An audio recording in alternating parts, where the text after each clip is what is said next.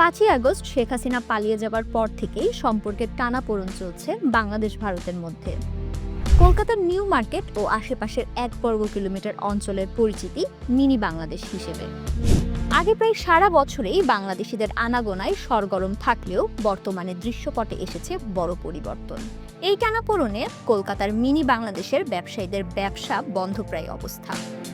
জুলাই আন্দোলন থেকেই বাংলাদেশিদের আসা যাওয়া কম ছিল, তবে গত 6 মাসে তা কমতে কমতে এখন এমন অবস্থা দাঁড়িয়েছে যে হোটেল মালিকরা সহ সব ব্যবসায়ীরাই মাছি তাড়াচ্ছেন। অনেক হোটেল বন্ধ হয়ে গিয়েছে, বন্ধ হয়েছে অনেক রেস্তোরাঁ, ট্রাভেল এজেন্সি, অফিস ও মুদ্রা বিনিময় কেন্দ্র। নিউ মার্কেটের এক ব্যবসায়ী বলছিলেন, বাংলাদেশিদের উপরই আমরা নির্ভরশীল হয়ে পড়েছিলাম, ফলে তাদের অনুপস্থিতিতে সব কাপড়ের দোকানে কর্মী কমিয়ে দিতে হয়েছে। অনেক আর্থিক ঋণের বোঝা চেপে রয়েছে। কি হবে তা নিয়ে তিনি ও তার মতো সব ব্যবসায়ীরাই চরম হতাশায় দিন কাটাচ্ছেন। তিনি আরও বলেন, ঈদ আসছে, কিন্তু বাংলাদেশিদের পরিস্থিতি যা চলছে তাতে কোনো আশা দেখতে পাচ্ছি না। ফলে ঈদের আগে থেকে যেসব অর্ডার দিয়ে রেখেছিল সেগুলো বাতিল করতে চাচ্ছে।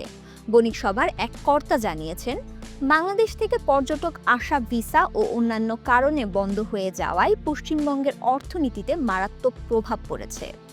হাসপাতালের ব্যবসা মার খাচ্ছে। নিউ মার্কেট থেকে বাইপাসে তৈরি বহু হোটেল বাংলাদেশি রোগী ও তাদের পরিবারের ওপর নির্ভরশীল।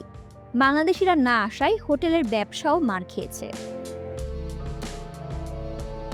কেউ না বুঝলেও আমরা আপনার প্রয়োজন বুঝি, আর তাই তো অত্যাধুনিক ফিচার সম্বলিত বিভিন্ন সাইজ আর কালারের 250টিরও বেশি ডিজাইন অপশন নিয়ে ওয়ালটন স্মার্ট ফ্রিজ বোঝে আপনার প্রয়োজন।